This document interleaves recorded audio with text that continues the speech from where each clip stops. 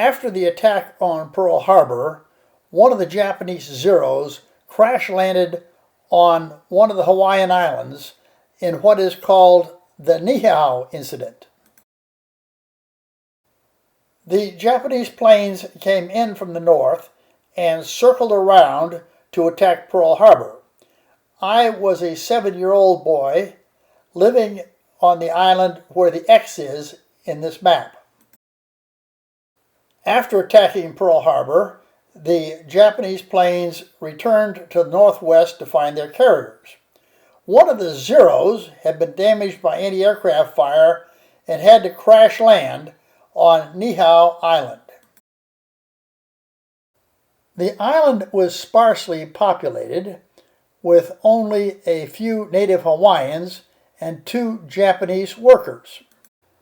The Hawaiians didn't know about the attack on Pearl Harbor, but they knew that relations with Japan were bad, so they relieved the pilot of his papers and his pistol, and then called the Japanese workers to translate for them.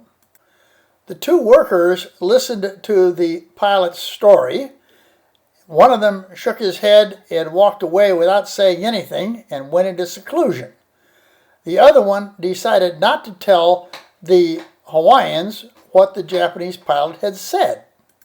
The Hawaiians treated the pilot well, even had a little party for him that evening, but held him under sort of a loose house arrest with guards watching.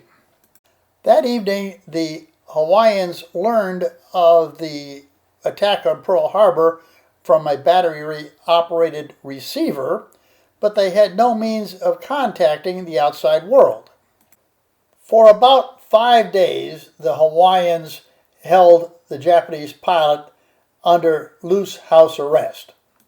Finally, on December 12th, the pilot and one of the Japanese workers overpowered the guard and got the pistol and the 1 shotgun on the island.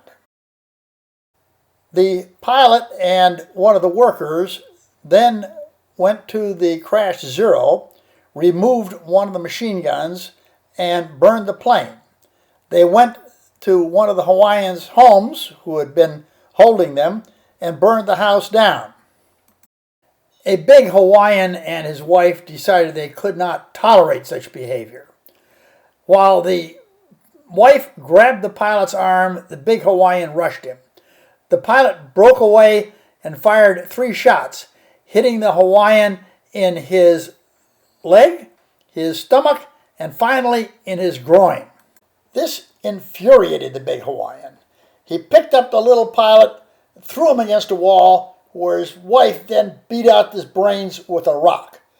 The remaining Japanese worker committed suicide with a shotgun. I was a little boy living in Honolulu at the time. I'm the little kid with the toy pistol, and we heard about the story quickly. We kids told the story back and forth many times, embellishing it a bit. All the good stories that the adults told us seemed to have a moral, so we made up our own moral to this story. Never shoot a Hawaiian more than twice.